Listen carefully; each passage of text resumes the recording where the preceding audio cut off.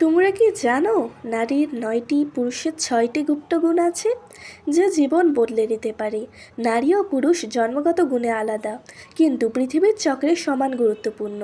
নারী জন্মগতভাবে 9টি গুণের অধিকারী, যেমন মাতৃত্ব গুণ, মায়াবিনী গুণ, চালাকি গুণ, তারাপূর্ণ গুণ, ভোগবিলাসী গুণ, সৃষ্টি ও ধ্বংসের গুণ, বিবেক হারানো গুণ, অধৈর্য গুণ, মোহিনী গুণ। পুরুষ জন্মগতভাবে 6টি গুণের অধিকারী: পিতৃত্ব গুণ, ত্যাগী গুণ, কর্তৃত্ব গুণ, বিবেকী গুণ, সত্য গুণ, ধৈর্য গুণ। প্রকৃতপক্ষে এই গুণগুলো আধ্যাত্মিকভাবে কি সত্যি আছে? হ্যাঁ, অবশ্যই। মানুষের মাঝে এই গুণগুলো ফুটে ওঠে।